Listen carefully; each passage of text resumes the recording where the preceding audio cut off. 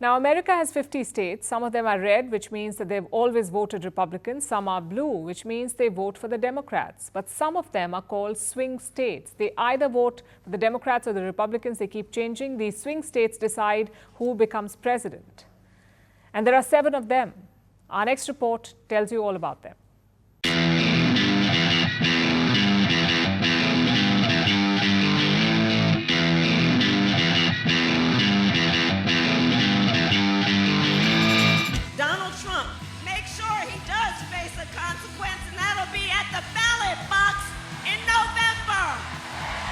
Kamala mentioned my name, I think, 21 times. She didn't mention the border. She didn't mention inflation.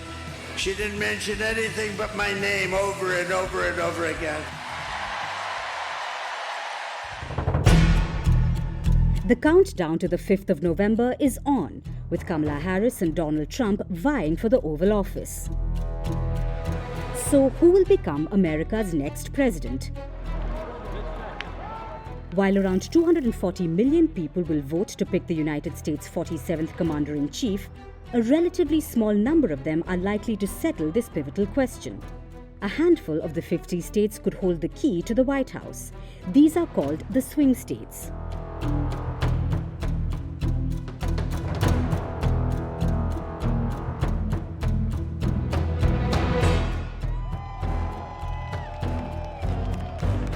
As the name goes, they could swing either Democrat or Republican. They're also known as battleground states or purple states. They could potentially be won by either candidate. So parties tend to spend disproportionate amount of time, resources and energy on bagging these states.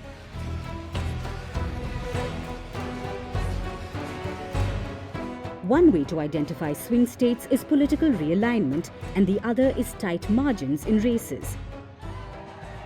In 2020, the states that voted for current President Joe Biden, who's a Democrat, but chose former Republican President Donald Trump in 2016, have been highlighted as swing states. They are Arizona, Georgia, Michigan, Pennsylvania, and Wisconsin. These 5 states, along with North Carolina and Nevada, were won by a margin of 3 percentage points or less. Both Kamala Harris and Donald Trump's campaigns have been at full throttle to win over the voters in these states. Let's look at each swing state in the 2024 US presidential election. Arizona, also known as the Grand Canyon State. In the 2020 race, Arizona, for the first time since 1996, voted to back a Democrat. For decades, the state has been characterized as red, but Joe Biden flipped it by about 10,000 votes in 2020.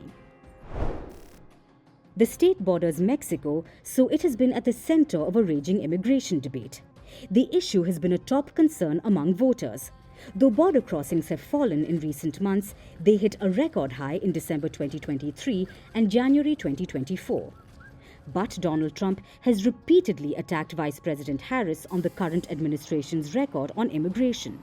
The former US president has also promised the largest deportation operation in US history if he's back in the White House. Apart from immigration, abortion access has also left Arizona divided. State Republicans attempted to bring back a 160-year-old near-complete ban on terminating pregnancies, but the move was foiled. Next up is Georgia, the Peach State. It's a critical battleground state for both leaders as they struggle to gain the voters' attention. In 2020, Joe Biden flipped the state, which was held by the Republicans since 1996. Biden won the state by a 0.2% margin. Though the margin was too little to call it a decisive win, it was key to Biden's path to the presidency. It was here in Georgia's Fulton County where Donald Trump was accused of election interference, landing him in one of his 4 criminal prosecutions. Trump and 18 others have been accused of conspiring to overturn the narrow defeat in the state. He, however, denies any wrongdoing. A third of Georgia's population is African American. The state has one of the country's largest proportions of black residents. Analysts say this demographic was pivotal in Joe Biden flipping the state in the last election. Moving now to Michigan, the Great Lakes state. It has picked the winning presidential candidate in the last two elections. Michigan had been reliably blue since 1992 after voting exclusively Republican in the 1970s and 80s. But in 2016, it turned into a major battleground after Trump won there by less than 11,000 votes. In 2020, Joe Biden swung the state back to blue with a wider margin. But currently, the state has become symbolic of countrywide anger against President Biden due to his support for Israel in its war against Gaza.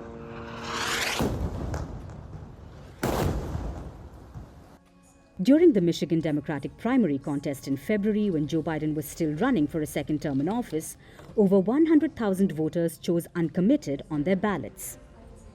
Kamala Harris has taken a slightly tougher stance on Israel. But whether it will be enough to change the voters' minds, well, we'll find out in November. Next is Nevada. The Silver State has been a more traditional example of a swing state. In the last four elections, the state voted blue. But Nevada voted Republican from the 1960s through the early 2000s. The only exception was Bill Clinton, who won the state in 1992 and again in 1996. Experts say there are signs of a possible return to its Republican roots. Both Kamala Harris and Donald Trump are hoping to win the state's sizable Latino population.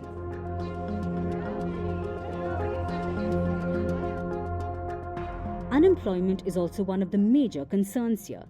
The state has the highest unemployment rate in the US at 5.1% after California and the District of Columbia. Then there's North Carolina, the Tar Heel state of the old North state. Since 1980, it has voted Republican in every single election except 2008, choosing Barack Obama. In recent presidential contests, the victory margins have been razor thin.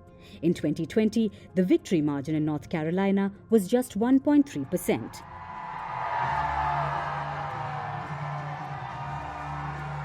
Poll pundits say it will be a toss-up in November, since the race is extremely tight with no clear winner. The sixth on the list of swing states is Pennsylvania. With 19 electoral votes, it's the most important swing state this November. The Keystone State clinched the presidency for Joe Biden in 2020. The big question is, can Kamala Harris keep it blue?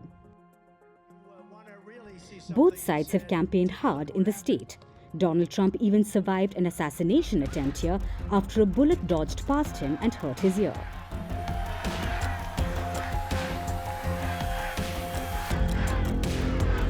Donald Trump broke the blue streak in the state with his 2016 victory.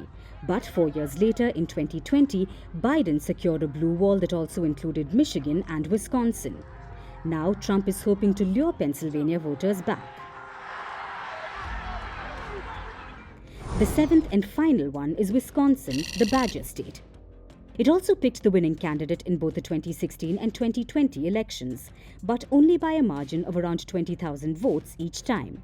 Since 1988, Wisconsin had been a reliably blue Rust Belt state. Trump broke that streak in 2016 and turned it red. Analysts say it's states like Wisconsin where an impact could be made by third-party candidates. Among them is Green Party's Jill Stein. The Democrats have been fighting to remove her from the ballot in Wisconsin, saying that the Green Party did not comply with the state election laws.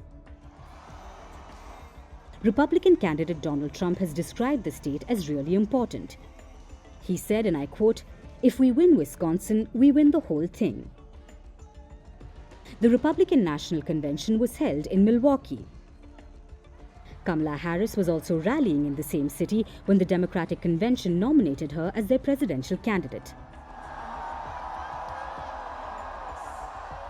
In the United States, when a sitting president is up for a re-election, fewer states tend to change parties. In the past 8 US presidential elections, the 1992 election had the highest number of states that switched sides. 22 states flipped. It's often called the year of political realignment, when Democrat Bill Clinton defeated incumbent President George H. Bush. In 1992, states including Colorado, Maryland, and even California, which had voted Republican for years, chose to go blue. and then reliably stayed that way for the next decade. Can 2024 be another year of political realignment in US history? Well, we'll find out on the 5th of November.